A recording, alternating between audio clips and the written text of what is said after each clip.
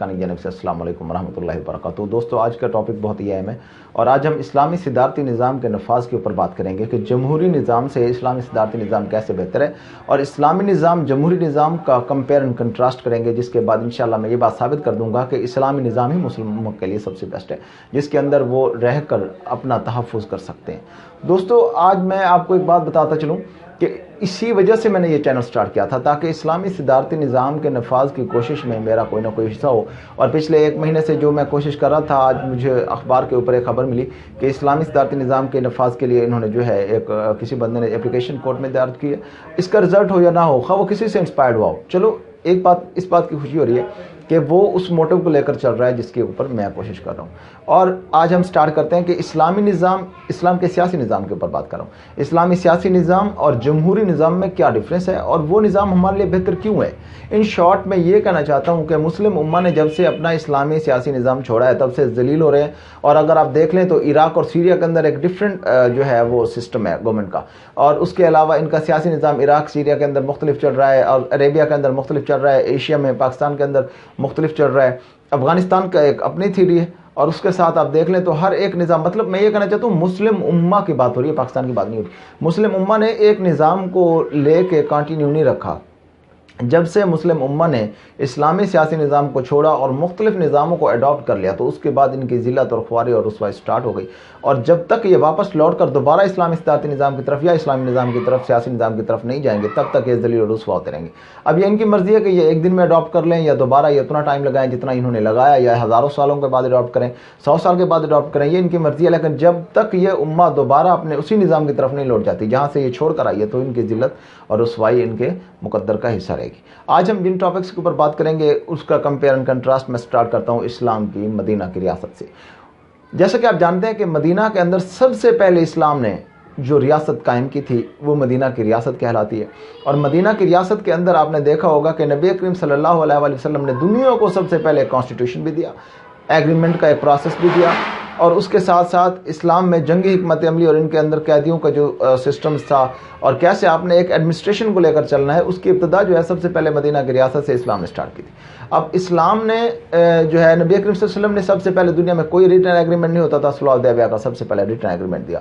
इन बातों को बताने का मकसद ये है कि ये जो आजकल यूरोप ने जमहूरी निज़ाम रखा हुआ है ये इसका अपना नहीं है, बल्कि इसने इस्लाम के निज़ाम से ही कई चीज़ें निकाल कर अपना हिस्सा बनाई और मज़ीद उनमें अमेंडमेंट करके उसको फिर एक जमहूरी निज़ाम का नाम दे दिया। और उसके आने के बाद जो इस्लामी सिविलाइजेशन थी और जो यूरोपियन सिविलाइजेशन है, वेस्ट सिविलाइजेशन जो है, इसके अंदर क्लैश हुआ और यही क्लैश ऑफ सिविलाइजेशन जो है आज मुस्लिम उम्मा की ज़लालत का मुकद्दर बना हुआ है। आप देखें, आप पॉइंट्स टू पॉइंट्स जाएंगे, आप देखें कि जो मदीना की रियासत के अंदर सबसे पहला रिटन एग्रीमेंट है, आज पूरा यूरोप उसको फॉलो करता है, अमेरिका करता है, इंटरनेशनल ऑर्गेनाइजेशंस करती हैं, पूरी दुनिया इसलिए करती है। सबसे पहले सुलह हुदैबिया हुजूर करीम सल्लल्लाहु अलैहि वसल्लम ने इंट्रोड्यूस कराया था।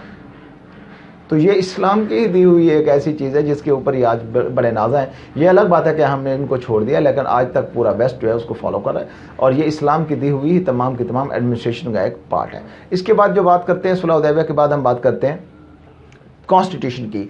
मदीना की रियासत में सबसे पहले जो कॉन्स्टिट्यूशन पेश किया गया, जिसके ऊपर आज पूरी दुनिया के तमाम मालिक चलते हैं और हर एक कॉन्स्टिट्यूशन उस स्टेट को रन करने के लिए जो यूज़ हो रहा है, ये सबसे पहले ये भी इस्लाम ने दिया।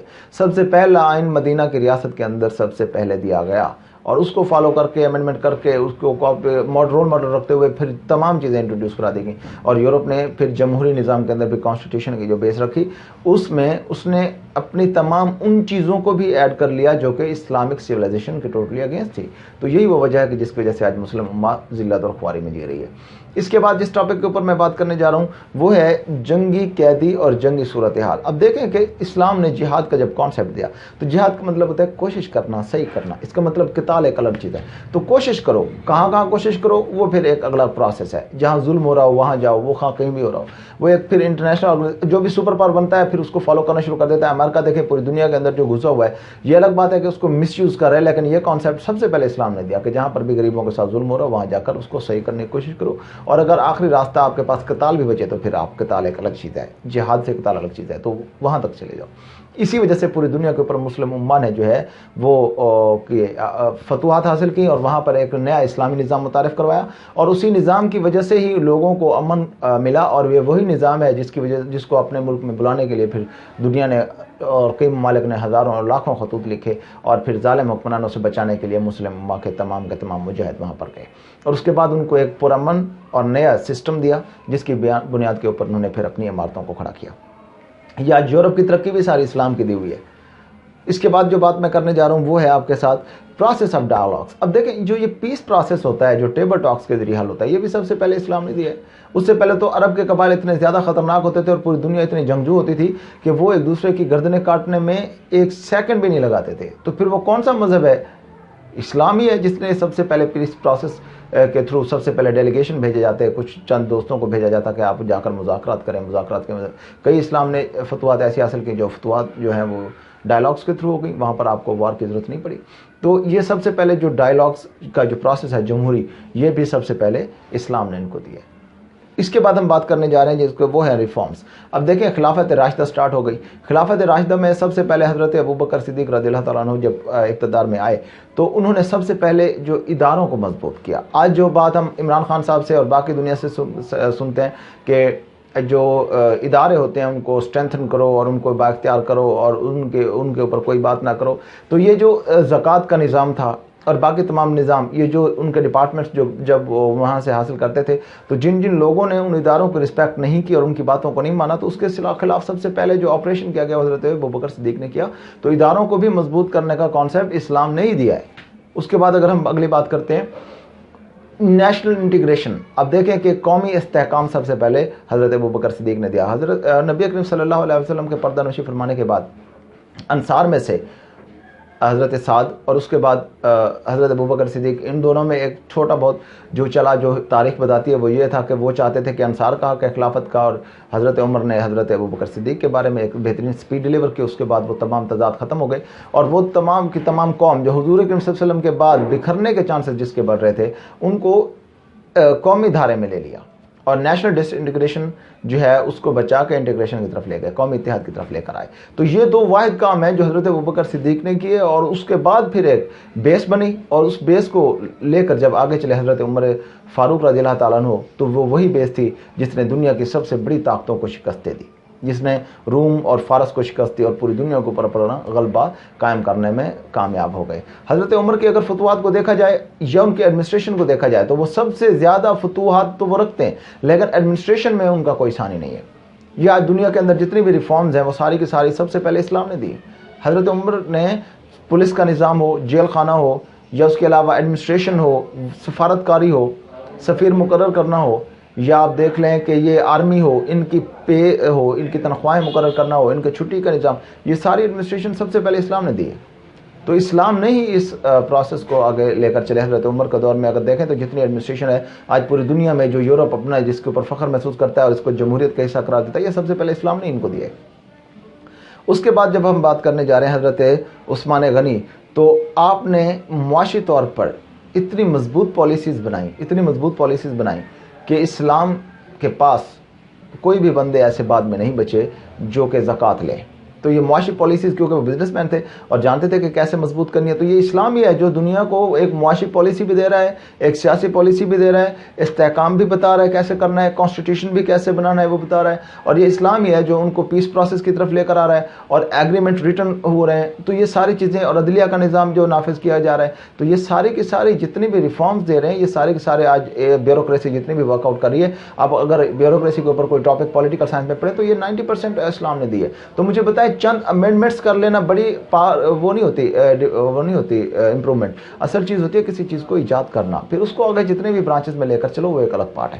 اس کے بعد اگر ہم بات کریں تو حضرت علی رضی اللہ تعالیٰ عنہ، حضرت علی نے بھی مسلم امہ کے کئی مختلف جتھوں کو جو کہ حضرت عثمان غنی کی شہادت کے بعد وقوع پذیر ہوئے، ان کو تمام کو پھر ایک پیج پر کھڑا کر دیا، اور یہ ایک علامت ہے کہ ایک ٹوٹی ہوئی قوم کو کیسے جوڑا جا سکتا ہے۔ آج کل اگر ہم دیکھ لیں تو حالات اتنے خراب ہو گئے ہیں کہ اگر کوئی ایک جو ہے عالم دین یا کوئی ایک پولیٹیکل پارٹی یا اپوزیشن یہ اگر کوئی ایک دھرنا کرتی ہے تو حکومت کے پاس ڈائلاگس کے لیے بندے ہی نہیں ہوتے اور نہ ان کو پتہ ہوتا ہے کہ ہم نے ڈائلاگ کیسے کرنا ہے. لیکن یہ حضرت علی کا کمال دیکھیں کہ انہوں نے ہمیں بتایا کہ آپ نے ڈائلاگس کیسے کرنے ہیں یا آپ نے کیسے ایک ٹوٹی ہوئی اور بکھری ہوئی قوم کو دوبارہ سے پھر مستحکم کرنا ہے اور ایک پیج پر لے کر آ جانا ہے. تو اس کے بعد پھر امیہ پیریڈ سٹارٹ ہوتا ہے. امیہ پیریڈ کے اندر آپ دیکھیں اتنی فتوحات ہوئیں کہ دنیا کا کوئی بھی ایک ایسا حصہ حضرت عمر بن عبدالعزیز کے دور میں نہیں بچا تھا کہ جہاں پر اسلام کی حکومت نہ ہو. امریکہ دریافت نہیں ہوا تھا تو یورپ، افریقہ اور ایشیا ہر طرف مسلم ہوا کرتے تھے. تو اس کے اگر کہیں مسلمان تھے یا نہیں لیکن حکومت مسلمانوں کی ہی ہوا کرتی تھی. اس کے بعد پھر وقت چلتا گیا پھر ہم نے جا کر یورپ کو جو ہے وہ آنکھیں دے دیں، ان کو کان دے دیے، ان کو دماغ عقل دے دی. اس کے بعد وہ شعور پکڑنا شروع ہوئے اور وہی قوم ہے کہ جس نے اسلام کی تمام بیسک چیزوں کو اپنے اندر اڈاپٹ کر کے پھر وہاں سے چند امینڈمنٹس کر کے چند چیزوں کو ایڈ کر کے اپنے مفادات کو ایڈ کر کے پھر اس نے ایک نیا نظام، جمہوری نظام متعارف کرا کے ٹیکنالوجی میں اور باقی تمام سائنس میں اتنی ترقی کر لی کہ پوری دنیا کے اوپر آ کر بیٹھ گئے. اور پھر وہ وقت بھی آیا کہ پھر سینکڑوں سال تک وہ ہمارے اوپر بلکہ ہزاروں سال تک حکمران رہے اور پھر بھی وہ ترقی نہیں کر پائے. خواب وہ حکمران رہے، پوری دنیا کو لوٹا، لیکن جا کر انہوں نے چھوٹی چھوٹی اسٹیٹس کو ڈیولپ کیا.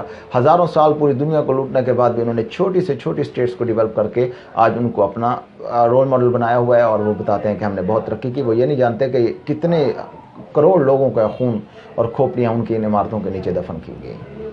تو اس کے بعد پھر اب ہم اگر کمپیئر کنٹراسٹ سے ہٹ جاتے ہیں تو تھوڑا سا میں آپ کو بتاتا ہوں کہ جمہوریت جو ہے میں اس کے کیوں خلاف. جمہوریت اصل میں ایک قرض ہے، ایک لعنت کے برابر ہے. اس کی وجہ کیا ہے؟ اس کی وجہ یہ ہے کہ یہ بے رحم ہوتی ہے. سب سے بڑی وجہ یہ ہے. اسلام تو رحم دل ہے، اسلام تو امن اور سلامتی کا مذہب ہے، لیکن جمہوریت بے رحم ہوتی ہے. اور یہ بچہ جانتا ہے اس بات کو کہ سیاست جو ہوتی ہے وہ بے رحم ہوتی ہے. تو یہ جمہوری سیاست ہی ہے جو بے رحم ہوتی ہے. تو بے رحم چیز تو اسلام کا حصہ ہی نہیں ہو سکتی، نہ ہی اسلامی جمہوریہ پاکستان میں ہو سکتی ہے.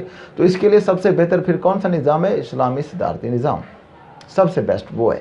اس کے بعد اگر ہم اس کی بات کریں تو اسلاموفوبیا کا کانسیپٹ دے دیا گیا ہے. اسلاموفوبیا کیا چیز ہے؟ سیکولر لوگ جب اپنا ہتھیار استعمال کرتے ہیں اور دنیا پر رول کرنا چاہتے ہیں یا ملک پر رول کرنا چاہتے ہیں تو پھر اسلاموفوبیا کا ایک کانسیپٹ انہوں نے جنریٹ کر کے ڈال دیا ہوا ہے. اور ان میں 2 سے 3 چیزیں انہوں نے ڈال دی ہیں، جن میں سب سے پہلی بات یہ ہے کہ اسلام کا سیاست سے کیا تعلق ہے. اس کے اوپر میں پھر کبھی ایک بہت بڑا لیکچر بناؤں گا کہ اسلام کا سیاست سے کیا تعلق ہے. وہ کہتے ہیں کہ اسلام کا سیاست سے کیا تعلق ہے. سب سے پہلے انہوں نے جو لوگوں کے مائنڈ تھاٹس کو چینج کر دیا. تو مطلب انہوں نے کہا کہ اسلام اور سیاست ہیں 2 مختلف چیزیں ہیں. تو جب انہوں نے بالکل ہی ان کو مختلف کر دیا تو اب پھر کیا فرق پڑ گیا کہ تمام کے تمام لوگوں کا جو کانسیپٹ ہے اور لوگوں کا جو رجحان ہے وہ سارا کا سارا سیاسی جگیرداروں کے پاس چلا گیا. اور وہ کتے لڑانے کے بعد، ریچھ لڑانے کے بعد، ایل ایجوکیٹڈ اپنے باپ کے پیسوں کے اوپر یا جگیردارانہ نظام کے اندر رہتے ہوئے پھر ہمارے اوپر مسلط ہو جاتے ہیں. اور اس کے بعد پھر ان کا جو برین سٹارمنگ ہوتی ہے وہ آپ جانتے ہیں کتنی ہوگی. تو یہی وہ لوگ ہوتے ہیں جو ہمیں ذلت اور رسوائی کی طرف دھکیل دیتے ہیں. جب ملک کے اندر اتنے نااہل اور نکمے حکمران مسلط کر دیے جاتے ہیں تو پھر انہوں نے کیا بیٹر پالیسیز بنانی ہے اور کیا فلاح و بہبود کا کام کرنا ہے. اسلام جو نظام ہے اس نے 3 سے 4 چیزوں کو سب سے زیادہ ڈیولپ کیا، جن میں معاشی ویلفیئر بھی آتا ہے. اب دیکھ لیں اکانومک ویلفیئر سب سے زیادہ اسلام نے کی ہے. معاشرتی انصاف، جسٹس کس نے دیا؟ معاشرے کو انصاف بھی اسلام دے رہا ہے، معاشی ویلفیئر بھی وہی انٹروڈیوس کرا رہا ہے. اکانومک ڈیولپمنٹ کے علاوہ آپ دیکھ لیں کہ اس نے پھر ایجوکیشن یا پالیٹکس میں کتنی بہترین چیزوں کو جو ہے وہ انٹروڈیوس کروایا. تو اصل میں اسلام ہی وہ نظام ہے جو تمام لوگوں کے مسائل کو حل کر سکتا ہے اور انہیں ایک پیج پر لا سکتا ہے اور مسلم امہ کو ان کی سویلائزیشن کو ان کو دوبارہ سے گروم کر کے پوری دنیا کے اوپر رول کرا سکتا ہے. جب تک ہم جمہوری نظام میں پڑے رہیں گے ہم اس کی تمام ضلالتوں کو اپنے اندر نہیں برداشت کر سکتے، وہ ہمیں ترقی نہیں کرنے دیں گے. تو اسلامی صدارتی نظام کے نفاذ کے لیے جو اصل سب سے بڑھ کر میرا اختلاف تھا وہ یہ تھا. اسلامی نظام کے اوپر اگر ہم بات کرتے ہیں تو اسلامی نظام 3 چیزوں کے پلر کے اوپر کھڑا تھا. سب سے پہلے کانسٹیٹیوشن پر، جو ہم سب سے زیادہ رٹ لگاتے ہیں میڈیا کے اوپر بیٹھ کر کے کانسٹیٹیوشن کانسٹیٹیوشن کانسٹیٹیوشن. لوگ جانتے ہی نہیں ہیں کہ کانسٹیٹیوشن ہوتا کیا ہے، لوگوں کو یہ نہیں پتا. اور جتنے بھی لوگ آ کر اس کو ڈیفینڈ کر رہے ہوتے ہیں، جتنے بھی لوگ اس کے اوپر آ کر بحث کر رہے ہوتے ہیں، ان میں سے کوئی ایک میرے ساتھ بیٹھ جائے اور میں اس کے اوپر کانسٹیٹیوشن کے اوپر بات کر لوں تو اس کو باتیں نہیں آئیں گی. اس کو پتہ نہیں ہے کہ کانسٹیٹیوشن کیا ہوتا ہے، کس لیے ہوتا ہے. انہوں نے قرآن اور حدیث سے اوپر رکھ دیا ہوا ہے. وہ کانسٹیٹیوشن کے بارے میں کچھ بھی نہیں جانتے، لیکن کیونکہ انہوں نے اپنے بڑوں سے سنا، انہوں نے پھر اپنے بڑوں سے سنا، اور انہوں نے انگریزوں سے سنا کہ کانسٹیٹیوشن اتنی رسپیکٹیبل چیز ہوتی ہے، تو وہ اس کو ایسے پیش کرتے ہیں جیسے ہم نے کوئی قرآن حدیث کے خلاف بات کر دی ہو۔ تو کانسٹیٹیوشن کے اوپر سب سے پہلی بیس خود اسلام کی ہے، جس نے اس کو ایجاد کیا ہے، تو وہ اسلامک کانسٹیٹیوشن بنانا چاہیے، نہ کہ ویسٹرن سویلائزیشن کا کانسٹیٹیوشن ہمارے پاس ہونا چاہیے۔ اس کے بعد جس چیز کے اوپر میں بات کرنے جا رہا ہوں وہ ہے کنسینٹ۔ اب دیکھیں، جو رضامندی ہے اسلام نے سب سے زیادہ، میں بات کر رہا ہوں کہ کیسے مسلم امہ ایک پیج پر آ سکتی ہے اور کیسے مسلم امہ ترقی کر سکتی ہے۔ جب سے نظام بدلے ہیں، ملکوں نے اپنا فارم آف گورنمنٹ چینج کیا ہے، اسلامی آئین کو چھوڑا ہے، کانسٹیٹیوشن میں چینجز آئی ہیں، خیالات تبدیل ہوئے ہیں، جیسے فرقوں نے تضاد ڈال دیا اور پھر گروہ میں بٹ گئے، ایسے ہی جب سسٹم فارم آف گورنمنٹ بدلا مسلم امہ کا، تو وہ بھی پھر حصوں میں بٹ گئے اور آج تک ذلیل ہو رہے ہیں۔ تو میں وہی بتا رہا ہوں کہ جب ہم دوبارہ اسلامک کانسٹیٹیوشن کی طرف آئیں گے تو تمام مسلم امہ پھر ہمارے ساتھ جڑ جائے گی، کیونکہ ہم سب کی تار ایک ہی ہے، اور وہ تار ہے اسلامی کانسٹیٹیوشن۔ جب اسلامک کانسٹیٹیوشن کو ہم پکڑیں گے تو پوری امہ ہمارے ساتھ میچ کر جائے گی، اور اگر ہم نے کسی اور نظام کو پکڑا، انہوں نے کسی اور کو پکڑا، انہوں نے کسی اور کو پکڑا، تو پھر جو شام، لیبیا، یہ آج کل عراق، عربیہ، یہ تمام جن ممالک میں ظلم، افغانستان، یہ جہاں جہاں ہو رہا ہے، یہ شام، یہ کیوں ہو رہا ہے؟ کیونکہ ہم نے اسلامک کانسٹیٹیوشن کو چھوڑا ہوا ہے۔ تو جب تک اسلامک کانسٹیٹیوشن کے پاس واپس ہم نہیں آتے، اس وقت تک ہم ترقی نہیں کر سکتے، دنیا کے ظلم سے نہیں بچ سکتے، مسلم محروم نہیں کر سکتی، اور دنیا کے اوپر اندر اپنا دوبارہ مقام حاصل نہیں کر سکتی۔ اس کے بعد میں نے رضامندی پہ بات کی۔ رضامندی اسلام نے اتنا بڑا، جو ہم کہتے ہیں کہ vote, right to vote, right to vote کیا ہوتا ہے؟ رائٹ ٹو فریڈم ایکسپریشن کیا ہوتا ہے؟ رضامندی ہوتی ہے۔ رائٹ ٹو ووٹ اپنی آپ کی رضامندی ہے، لیکن اسلام کہتا ہے کہ ہر ایک بندے کو اتھارٹی نہ دو، بلکہ ان میں لوگوں کی تعداد کو نہیں، بلکہ ان کی اہلیت کو دیکھ کر لوگوں کو چناؤ کرو۔ چلو فارم آف گورنمنٹ ڈیموکریٹک ہی رہنے دو، اس سے کوئی فرق، لیکن رضامندی کا مطلب یہ ہے، رضامندی not the interference of any department, any institution اور اینی کنٹری اور اینی ادر فارن پاور، بیرونی ممالک، ملکی ادارے اور باقی تمام چیزیں اس سے آزاد رہیں۔ رضامندی مطلب رضامندی جمہوریت کا جو حسن ہوتی ہے، عوام کی رضامندی کے اوپر جو بھی الیکشنز ہوں ان کے اندر جو حکومت بنے وہ رضامندی کہلاتی ہے، اور جب تک ہم رضامندی کی حکومت کی طرف نہیں آتے ہم ذلیل ہوتے رہیں گے۔ تو اس کو کہتے ہیں کنسینٹ، مطلب right to vote, positive use of right to vote, so اگلا ہے ہمارے پاس کنسلٹیشن۔ دیکھیے، اب اصل میں جو اصل چیز ہے وہ مشاورت۔ جب تک آپ مشاورت نہیں کرو گے کسی کام کو کرنے میں، وہ کامیاب نہیں ہوگا۔ جمہوریت نے جو سب سے بڑی لعنت مسلمانوں میں ڈال دی تھی وہ یہ ہے کہ یہاں مشاورت نہیں کرنے دیتے۔ دو پولیٹیکل پارٹیز بن جاتی ہیں، ایک ہوتی ہے حکومتی اور ایک ہوتی ہے اپوزیشن۔ اب جو اپوزیشن کی پارٹی ہوتی ہے وہ ہمیشہ آپ کا اچھا کام ہے یا برا کام ہے، پازیٹیو ہے یا نیگیٹو ہے، اس نے ہمیشہ اس میں رکاوٹ بننی ہے۔ اور یہ اپوزیشن کا کانسیپٹ کب سے آیا ہے؟ جب سے یہ جمہوریت آئی ہے۔ اسلامی نظام میں کوئی اپوزیشن نہیں ہوتی تھی۔